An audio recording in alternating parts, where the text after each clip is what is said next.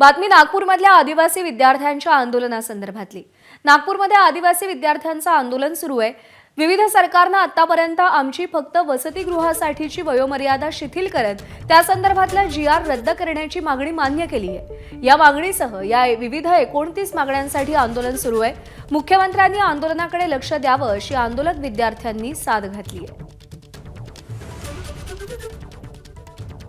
नागपुरात आदिवासी विकास विभागाच्या अप्पर आयुक्त कार्यालयातला ठिय्या आंदोलन जो आहे तो अजूनही सुरू आहे।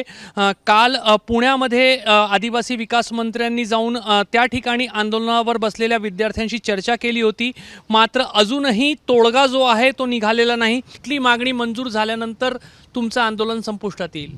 आमचं GR हा फक्त मुद्दा नव्हता, तर आमचे जेमतेम 29 मागण्या आहेत। त्यामध्ये DBT असेल, बिंदू नामावलीचं प्रकरण असेल, आश्रमशाळेमध्ये ज्या विद्यार्थ्यांचा मृत्यू होतोय त्या आणि ज्या आमचे 12,500 पदभरती आहे, हे सर्व जर प्रकरण असेल, जोपर्यंत आमच्या पूर्णपणे मागण्या पूर्ण होणार नाही, जेमतेम ज्या 29 मागण्या आहेत तोपर्यंत आम्ही याच ठिकाणी बसून राहू। DBT संदर्भातली मागणी काय? DBT संदर्भात म्हणजे जो खानावळ पद्धतीचं वसतिगृहाला आधी सुरू होती, ज्यामुळे DBTमुळे सर्व विद्यार्थ्यांना पैसे यायला लागले अकाउंटमध्ये, पण ते एकासोबत 3 महिन्याचे येतात आणि संपूर्ण विद्यार्थी जे आहेत ते पैसे घेऊन घरी जातात आणि संपूर्ण पैसे आधीच खर्च करतात, मग त्यांना शिक्षणांना पैसे पुरत नाही। हा म्हणजे आमच्या विद्यार्थ्यांचा खूप मोठा नुकसान आहे। जो आश्रमशाळेमध्ये मृत्युमुखी पडलेल्या मुली आहेत त्यांना पण 1 कोटी रुपये देण्यात यावे, ही पण मागणी आहे आमची। बिंदू नामावली आहे, तसंच DBTवाला विषय, पूर्ण 29 मागण्या आहे। ह्या मागण्यावर अजूनपर्यंत काही त्यांच्याकडून हेच नाही झाले, म्हणजे याच्यावर काही ते डिस्कशनच नाही करत आहे आमच्यासोबत। मग आम्ही एका मागणीसाठी आम्ही आंदोलन थोडी ना संपवणार आहे। आमचं आंदोलन गेले अनेक दिवस तुम्ही सर्व या ठिकाणी बसलेले आहेत। कुठेतरी तुमचाही जो शैक्षणिक नुकसान जो आहे, प्रत्येक विद्यार्थी जो आहे तो कुठल्या तरी अभ्यासक्रमात शिकतोय, 13-14 दिवस झाले आंदोलनात असल्यामुळे शैक्षणिक नुकसान सुद्धा होत आहे।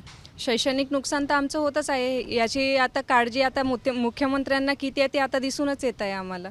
आश्रमशाळांमधील विद्यार्थ्यांची जी काही अवस्था समोर आलेली आहे त्या संदर्भातल्या ज्या काही मागण्या आहेत त्या मागण्या जोपर्यंत सरकार पूर्ण करत नाही, पदभरती संदर्भातल्या मागण्यांबद्दल काही ॲक्शन होत नाही, तोवर हे विद्यार्थी उठायला तयार नाही।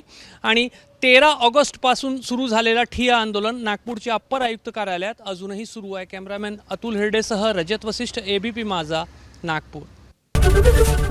ABP माझा, उघडा डोळे बघा नीट।